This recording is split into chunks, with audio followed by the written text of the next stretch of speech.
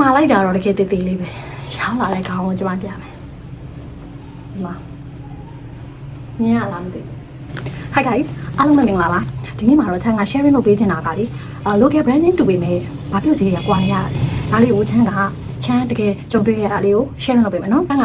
ဟောပေါ့ online shop လုပ်တဲ့သူဆိုတော့ online မှာဈေးရောင်းနေသူဖြစ်တဲ့ခါကြတော့ပါဓာတ်ပုံလာလေးတွေရိုက်ကြတယ်ဓာတ်ပုံလာလေးတွေရိုက်တဲ့ခါကျရင်ဒီဓာတ်ပုံထဲမှာကိုကအင်ကြီးဝစားရောင်းနေဆိုပါစို့အင်ကြီးဝစားရောင်းနေကိုရဲ့အင်ကြီးဖိနာမှာပေါ့နော်အလှပစ္စည်း accessory လေးတွေထားကြတယ်ပေါ့နော်အဲ့ဒါနဲ့တော်တော်များများ inspire ယူကြတဲ့ဟို Pinterest ကနေပြီးတော့ပုံလေးလှလေးတွေပေါ့နော်အဲ့လိုမျိုးကြည့်တဲ့ခါကျချမ်းထိလိုက်တဲ့အချိန်မှာ तू က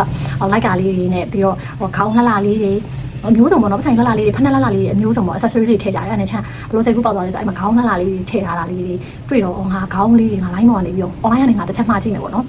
တော့ဘလို့လေးလဲဆိုတော့ဆီလီကွန်ခေါင်းပီလိုလေးကိုအနားလေးတွေနဲ့အထုံထုံလေးနဲ့ဆိုတော့အချမ်းရှာကြည့်လိုက်တဲ့အခါမှာချမ်းတွေ့တာပေါ့နော်နာမည်ကြီး page တစ်ခုကိုအရင်ဆုံးတွေ့တဲ့ခါကျတော့သူကလက်မလေးတွေနဲ့ကွာသူက14လက်မအနည်းဆုံးပေါ့14လက်မရှိတယ်16လက်မရှိတယ်20ရှိတယ်ပေါ့ဟာငါဒီဓာတ်ပုံထဲမှာရမှာဆိုတော့တေးလေးကောင်းလေးပဲပေါ့နော်ဒါပေမဲ့အဲ့14လက်မ site ကိုသူတို့ရှိမှာအသေးဆုံးပဲပေါ့နော်14လက်မ site ကိုမေးကြည့်လိုက်တဲ့အချိန်မှာသူကဈေးက2400ပေါ့နော်အဲ့ဒါမေးပြီးတော့ကို page တစ်ခုကို like လုပ်လိုက်တဲ့ခါကျရင်နောက်ထပ်ဒီနဲ့ပတ်သက်တဲ့ဥမာဒီပေါ့ခေါင်းတို့ airkin တို့ page ကိုဝင်ကြည့်လိုက်တဲ့ခါမှာသူကလည်းအဲ့လိုပဲဆီလီကွန်ခေါင်းပဲဒါပေမဲ့ပထမမေးတဲ့အချိန်မှာ14လက်မအောင်2400ဒုတိယ page မှာကျတော့ပစ္စည်းလေးတူတယ်ဆီလီကွန်ခေါင်းကိုပဲသူက16လက်မမှာသူက2000ပဲရှိတယ်ပေါ့နော်ပြောမယ်ဆိုရင်လက်မကလည်းများတယ်ဈေးကလည်းအရင်ကွာတယ်ပေါ့နော်တကယ်အကယ်တော့ကိုကဟို page မှာ16လက်မမှာရင်3000ဝန်းကျင်လောက်ဖြစ်ကောင်းဖြစ်နိုင်တာပေါ့နော်သူက14လက်မတောင်မှ2400ဆိုတော့အဲ့နဲ့ကဲငါပေါ့ဟာဒီတော့ဘုံလေးပဲရိုက်မှာပဲအရင်လည်းမလို့ပေါ့နော်အသားလည်းရန်ကောင်းကြမလို့ပေါ့နော်ဒါပေမဲ့ဈေးနဲ့တသားလေးဆရာကမှားလိုက်မယ်ပထမနာမည်ကြီးတဲ့ page ကလည်းပိုကောင်းရင်လည်းကောင်းတယ်ပေါ့နော်ဒါပေမဲ့ budget safe ဖြစ်တဲ့ page ကနေပြီးတော့မှားလိုက်တော့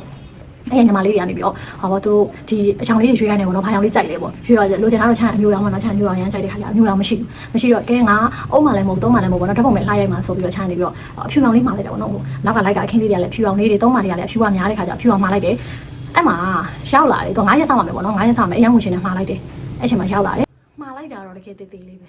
ရောက်လာတဲ့ခေါင်းကိုကျွန်မပြမယ်ဒီမှာမြင်ရလားမသိဘူးအဲ့ခေါင်းကိုရောက်လာကြည့်ရပါတော့ခေါင်းကဒီမှာအဲ့လိုခေါင်းကလည်းကြည့်လိုက်တာပေါ့နော်ငါကင်မရာအောင်ဆက်မှာမလားငါဒီအင်ကြီးအထည်တွေရိုက်ဖို့မှားလိုက်တာပေါ့နော်ဒီခေါင်းကချီးနေတယ်ပေါ့နော်ကိုမှားလိုက်တာအဲ့တော့အထည်ကလည်းလုံးဝဆီလီကွန်အသားကို16လက်မပတ်လေနော်16လက်မပတ်လေကိုသူကအင်းလေးချီသားဆီလီကွန်ပေးရတဲ့ဈေးနဲ့ရတဲ့ quality ကလုံးဝတကယ်တန်တယ်ပြောလိုက်မယ်ပေါ့နော်ဒါကအလားရဖို့ပဲဒါပေမဲ့ကင်မရာမဆန့်ဘူးစသူ့ကိုထားလို့ရတယ်အခန်းဆိုဖာတွေပေါ်မှာလည်းထားလို့ရတယ်နောက်တစ်ခုကကျတော့အထိုင်များတဲ့လူတွေအတွက်ဆိုလည်းဒါလေးကိုခင်းပြီးထိုင်လို့ရတယ်နောက်တစ်ခုကကျတော့လေဟိုဟာဒီဖျားရှိကိုတဲ့လူတို့တရားထိုင်တဲ့လူတို့အတွက်ဒါတွေကသုံးတာပေါ့နော်အထိုင်ခင်းလေးတွေပေါ့အဲ့ဒါလေးဖြစ်မယ်ကိုယ်တွေ့တော့တွေ့မိတယ်ဒါပေမဲ့ငါ fancy အလှပဲတိတ်လေးပဲငါဓာတ်ပုံရိုက်နေသုံးမယ်ဆိုလို့ဝယ်လိုက်တာတကယ်တမ်းရောက်လာတော့တကယ်လုံးဝတန်တယ်နော်ပေးရတဲ့ဈေးက2000ပဲဖြစ်ပေါ့ထိုင်တော့မထိုင်ပါဘူးကြောမိပုံစံမျိုးလေးသူ့ထားတယ်ပေါ့နော်ချမ်းပြောချင်တာကဟောပါပါပစ္စည်းချင်းလည်းတူတယ် quality လည်းတူတယ် level လည်းတူတယ်ဒါပေမဲ့ page ကနာမည်မကြီးချင်းမှာအရန်ကွာပါတယ်ပေါ့နော်ဟောချမ်းတို့ရကိုမြန်မာနိုင်ငံထုတ်တဲ့ပစ္စည်း local ပစ္စည်းကို local ပစ္စည်းချင်းတူတာတော့မှဈေးသက်တာတော့အထင်သေးမိတယ်ပေါ့နော်တကယ်တော့အထင်မသေးပဲနဲ့ကိုကဝင်းရံပေးရမှာပေါ့နော်နာမည်ကြီးွားတဲ့ page တွေကလည်းသူတို့ရဲ့ဒီဘလိုပဲဖြစ